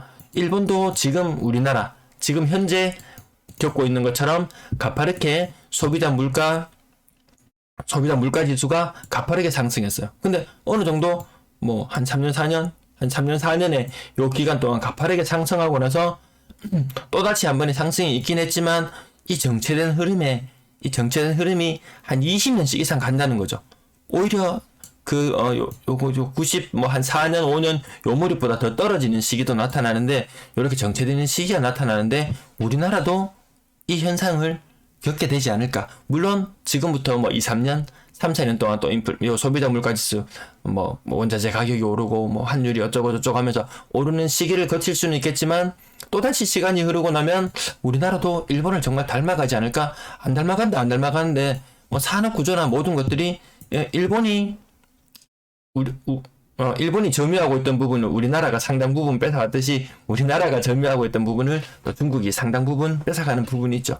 물론 우리가 IMF를 극복하고 해나가는 과정에서 우리가 중국의 고도 성장의 영향으로 우리가 상당한 수혜를 봤었는데 지금 아세안 국가들 동남아시아나 이런 국가들 인도네시아, 말레이시아 이런 곳들에 또 새로운 시장을 개척해가지고 또 성장해 나갈 수 있을지 또 이렇게 풍천등화라고 해야 되나요? 아무튼 굉장히 중요한 시기. 요렇게 소비자 물가가 올라가다가 까만색 선으로 나타내 볼게요. 지우고 우리나라도 요 시기 동안 몇 년간의 상승을 거치다가 또 일본처럼 요렇게 이렇게 가는 시기가 또 찾아오지 않을까 이런 생각도 해봤습니다. 그래서 뉴스 기사에서 인플레이션이라고 쳐보면 지금은 가장 이슈가 인플레이션. 근데 요 시기가 또 좀 지나고 나면 또 뭐 디플레이션. 과거에 일본처럼 그런 시기가 나타나지도 않을까. 지금 당장의 가장 큰 이슈는 인플레이션. 여기에서 누군가요? 이 사람 누군가요? 누군가요? 파월 이름 뭐죠? 네. 파월인가요? 네. 인플레이션 자이언트 스텝 발라. 우리나라도 오늘 신임하는 총재가 빅스텝에 대한 이야기를 하면서 채권 시장이 채권 수익률이 막 들썩들썩하는 이런 모습을 보였는데 자이언트 스텝 0.75% 금리 인상 한 방에 할 거냐? 네, 이런 것도 있고요. 그냥 또 다른 뉴스를 보시면 인플레이션이 지속되면서 소비 둔화로 끝맺을 것. 소비 둔화. 자, 그러면 평균 소비 성향이 계속해서 감소해 나가고 있다. 예, 평균 소비 성향이라고 하는 것은 가구 소득에서 세금 등 비소비 지출을 빼고 나머지 돈 중에서 돈을 써야 되는데 미래가 너무 불확실하니까 일본처럼 돈을 쟁여두려고 하는 그런 게 나타날 것 같기도 하고요. 아무튼 평균 소비 성향이 지속적으로 떨어지고 있다. 코로나 좀 일부 규제가 해제되면서 어버이날 그때 대단했잖아요. 어딘가요? 에버랜드 중국 아니야? 이렇게 느낄 정도로 사람 정말 콩나물 시루에 콩나물 대가리 튀어나온 것처럼 사람 머리가 이렇게 막 빼곡히 올라와 있는 그런 모습들 보면서 이제 정말 사람들 돈 막 쓸어 다니나? 이런 느낌이었는데 외식 한번 해보면 깜짝 놀라잖아요. 딴 사람들 이야기해요. 소고기 사 먹으러 갔는데 과거에 한 4인 가족 가가지고 한 15만원 먹으면 정말 잘 먹고 나온 이런 느낌이었는데 똑같이 먹었는데 가격이 거의 30만원 하더래요. 그러면 지갑을 더 닫을 수밖에 없을 거다. 그리고 각종 곡물 가격 인상, 인도가 밀수출을 금지한다든지 러시아가 금지한다든지 이 곡물 가격 상승도 무섭잖아요. 그리고 식용유 이런 이야기도 나오잖아요. 그럼 사람들이 이제 쟁여놔요. 저희 집도 좀 쟁여놨는데 점점 쟁여놓는 현상들이 나타날 것 같아요. 그럼 이거 유통기한도 있는 것들이 있고 하면은 집에서 일단 계속 먹어야지. 그럼 바깥에서 소비를 좀 덜 하게 되는 그런 경향도 나타나지 않을까 싶습니다. 이 부분은 이제 책에 나오는 내용인데요. 위기의 순간 가장 무서운 건 채무였다. 지금의 인플레이션 시기가 2, 3년 내로 지나고 나면 요거 제 생각이에요. 그냥 아까 일본 차트도 보셨죠? 소비자 물가지수 급격하게 상승했다가 또 시간이 지나면 이게 가격이 너무 비싸지면 사람들이 안 쓰게 되고 안 쓰게 되면은 다시 물건 가격이 내려간다든지 이런 조정은 또 계속 경제 다른 것들 보면은 그런 순환하는 것들은 살펴보실 수 있을 것 같고요. 아무튼 성장세가 둔화되고 임금과 물가 상승세가 정체될 것이다. 임금과 물가 상승세. 일본 임금 대졸 초임 임금 어제 중소기업 관련된 유튜브 자료를 하나 봤는데 한 3년차 중소기업 3년차라고 하는데 월급 받고 나니까 실수령액이 170몇만 원 일본 가서 했는데 우리나라보다 더 임금이 낮더라고요. 그게 30년 거의 40년 가까운 시간 동안 임금이 굉장히 정체되고 있는 그런 모습들 나타나고 있었어요. 개인은 고성장 우리 고성장 시기를 계속 거쳐왔잖아요. 임금도 계속 올라갔어요. 최저시급도 올라가고 물가가 계속 오르는 현상. 이 패러다임을 전제로 한 행동을 고수한다면 화를 자초할 수 있다. 그 다음 인플레이션 시대에는 어떻게든 차입을 해 실물 자산 등의 인플레이션 시기에요. 인플레이션 시대에는 어떻게든 차입을 해 실물 자산 등에 투자해두면 부채의 실질적인 부담이 줄어들고 실물 자산의 가치를 상승할 수 있었다. 지금까지 우리나라가 계속 거쳐왔던 과정이죠. 저물가 시대에는 과도한 부채를 갖게 되면 저금리에도 불구하고 부채의 실질적인 부담이 커질 수 있다.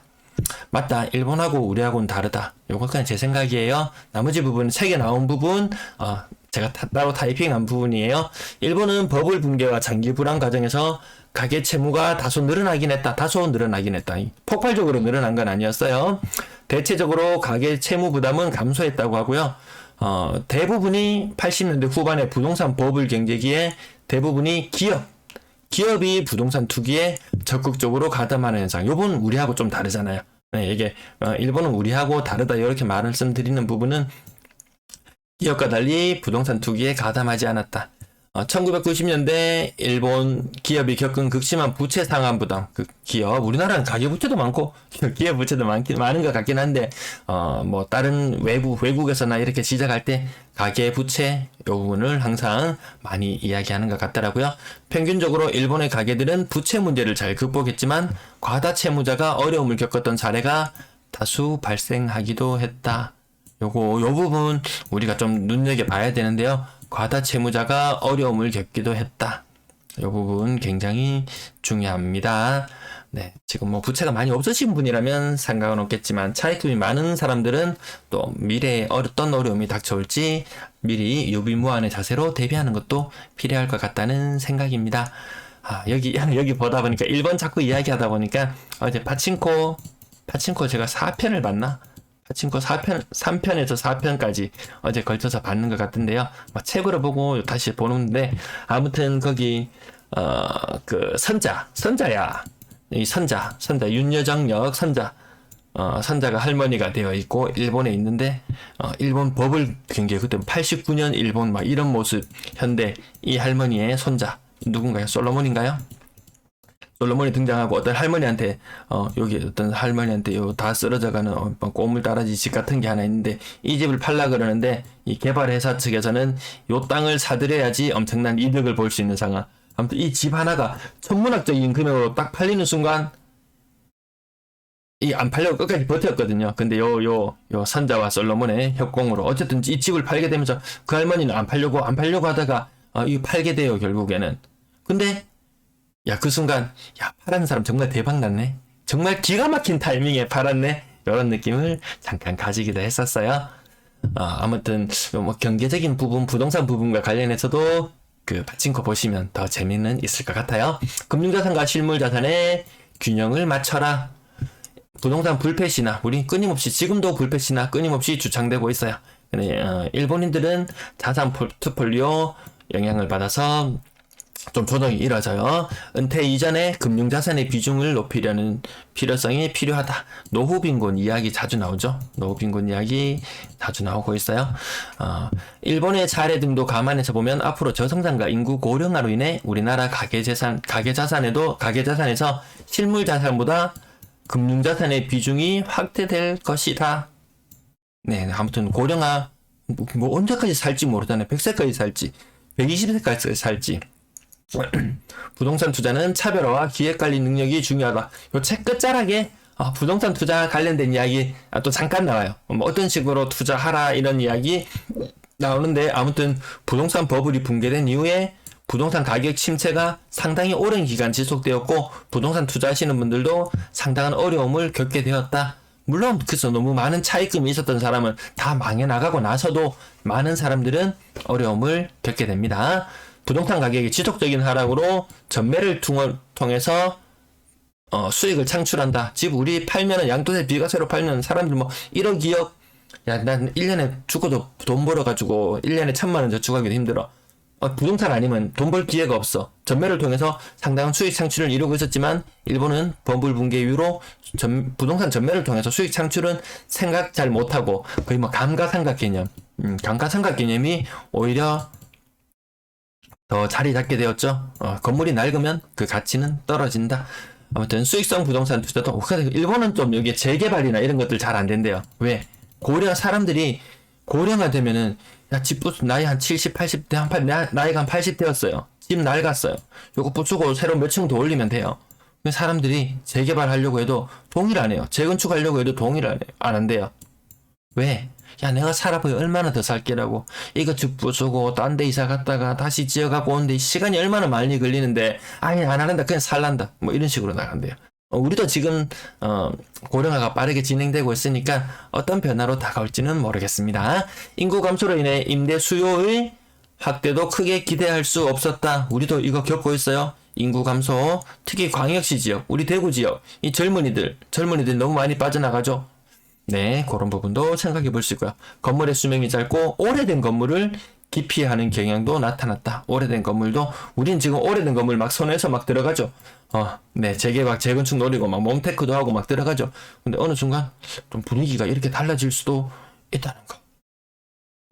도쿄 등 그럼 어떤 지역이 호조를 보였냐? 도쿄 등 도심 지역, 가끔 이렇게 일본 집값 오르는 거, 막 어떤 뭐 도쿄 외곽에 어떤 다 쓰러져 가는 주택을 보여주고, 뭐 이 지역이 뭐 장기적으로 침체해서 망했다, 뭐 이런 식으로 뭐 이야기하는 것도 있지만, 그래도 어떤 부분들은 어디든지 또 상승 자료를 잘 가지고 오시는 분들이 계세요. 도쿄 도심 지역 봐봐라. 얼마나 많이 상승했냐. 긴자 이런 데 가봤냐? 야, 그 고층 빌딩 숲 있는데 얼마나 상권도 많고 외국인들 얼마나 많이, 관광객들 얼마나 많이 오냐. 야, 일본 한번 갔었는데 이 관광객들이 이게 많이 관광 잘하게 하려고 이 건물 빌딩 사이에 커다란 도로가 있었어요. 갑자기 점심시간쯤 되었나? 갑자기 경찰들이 막 호루라기 불고 삐삐삐삐삐삐 하더니만 도로가 다 통제되어 버려요. 사람들이 도로가로 다 나가고 막 걸어 다니고 이렇더라고요. 아무튼 관광 뭐 이쪽 관련해서 뭐 이런 부분들, 네, 아니면 고궁이 많고 이 관광지겠네요. 외국인 관광객, 일본이 외국인 관광객 많이 유치하기 위해서 뭐 노력하고 있다. 관광객 수가 엄청나게 많이 늘어난다. 뭐 이런 뉴스를 접했는데, 아무튼 관광객이 많이 찾는 곳, 이런 거 상승세가 있었다는 거 있었거든요. 아, 밑에 또 있었네요. 상업지역인 긴자, 관광객과 연관된 곳, 관광객과 연관된 곳, 혹은 고급 주택지. 그 다음 중고 맨션의 매입 가격과 금리를 비교해서 수익성을 계산 투자 이점이나 기회를 노리는 식의 단순한 투자 전략은 대부분 실패했다. 단순한 투자 전략은 대부분 실패했다. 요거 집 저거 좀 싼 거 같은데 한 개 사가지고 금리는 얼마고 요거 세금은 얼마고 요거 저거 따지고 몇 가지 그 이전처럼 이렇게 단순하게 머리를 굴려가지고 투자하는 전략은 대부분 실패를 했다는 것. 그 다음 부동산 개발업자의 홍보만을 믿고 유동인구가 적고 교통이 불편한 지역에 부동산에 투자한 경우 많은 실패를 경험했다. 외곽지 이런 부분 좀 조심해야 될 부분도 있고요. 그 다음 뭐 주상복합의 아래쪽에 있는 뭐 구분 상가들, 그럼 굉장히 비싸잖아요. 좀 깜짝 놀랐어요. 뭐 평당 한 1억 정도 할래나? 근데 그거 보면은 유동인구도 생각보다 안 많은 것 같고 이런데, 아무튼 너무 비싼 거. 평당 뭐 5천만 원, 1억 구분 상가 이런 거 우습다고 여길 정도. 네, 그 정도로 하던데, 개발업자 말, 이거 수익률이 어떻고 이런 거 너무 믿고 투자하다가 실패하는 사례도 나타날 수 있다. 자, 주요국 가계자산 구성을 비교했는 표. 요거 한 5년 전에 나온 표라서요. 지금 비금융자산 비중이 아마 80% 넘어갔다고 최근에 어디선가 본 것 같은데 제가 찾지는 못했어요. 아무튼 일본과 비교해 본다면 일본은 비금융자산, 부동산 같은 거 빼고 나머지 금융자산의 비중이 굉장히 높더라. 일본이 좀 더 안정을 선호하는 현상이 강해지면서 그렇습니다. 또 여타의 다른 선진국들 이렇게 보시면은 한 절반 정도 되네. 호주도 좀 높지만 우리나라는 특히 너무 부동산에 너무 치중되어 있다. 쓸 돈이 없다. 나이 먹으면 이 돈을 좀 쓰고 어느 정도 쓰고는 살아야 되는데, 은퇴를 하고 나니까 가진 거는 금융자산뿐. 비금융자산뿐. 금융자산 조금 가지고 있었는 거, 자녀 결혼한다고 뭐 취업한다고 스펙 쌓는다고 돈 조금씩 이렇게 밀어주고 막 이렇게 하다 보니까 없어요. 그러니까 노후 빈곤에 직면할 수 있다. 요 부분 관련하면서 요 표를 보시면 일본 가계자산 지금 한 2014년 5년까지 나와 있는데요. 비금융자산의 비중이 점점 축소해 나가더라. 비금융자산에 차지하는 비중이 점점 줄어 들어가더라. 요 표를 보면서 느꼈던 것, 먼저 밑에 거부터 한번 볼게요. 부채가 얼마나 되느냐. 우리는 지금 부채가 끊임없이 늘어나면서 이 늘어난 부채로 집값을 떠받쳤잖아요. 근데 일본은 부채도 많이 늘어나지 않아요. 한번 시급했거든요. 부채도 많이 늘어나지 않은 상태 정체되더라. 우리나라도 이런 현상을 겪지 않을까? 끊임없이 빚을 낼 수 있을까? 조금 의문은 들어요. 자, 그 다음 윗부분 다시 한번 가서요. 금융자산이 차지하는 비중이 늘어나고, 회색 부분, 비금융자산이 차지하는 비중이 점점 줄어들더라. 점점 부동산을 투자의 대상으로 보지 않을 수도 있다는 것. 근데 당장 써야 되는 게 금융자산의 확보. 금융자산 일본 사람들, 그 월급도 얼마 안 되고, 우리나라 대졸처 임하고 이런 것들 비교해 봤을 때 얼마 안 되는 것 같지만, 근데 그 사람들 막 50대, 60대 이렇게 평균적으로 금융자산을 가지고 있는 게 빵빵하더라고요, 보니까. 우리는, 이게 예금액도 너무 적고 해서 다음 달을 걱정해야 되는, 이런 사람들 월급이 안 들어온다면, 당장 회사에서 나가라 그래서 월급이 한두 달 안 들어온다면, 당장 살아가는 게 굉장히 많이 위축될 수도 있는 그런 상황임을 대비해 본다면, 다시 한번 오늘 제목 유비무환이었습니다. 아무튼 우리나라 또 아시안 여러 국가들을 통해서 더 성장해 갔으면 하는 바람이고, 제가 살아있는 동안 이런 위기들이 안 오고 좀 잘 지나갔으면 하는 바람입니다. 혹자는 이야기합니다. 야, 우리나라 일본처럼 되는 거 아니야? 그래서 저는 이야기합니다. 일본처럼만 돼도 괜찮은 거 아닐까?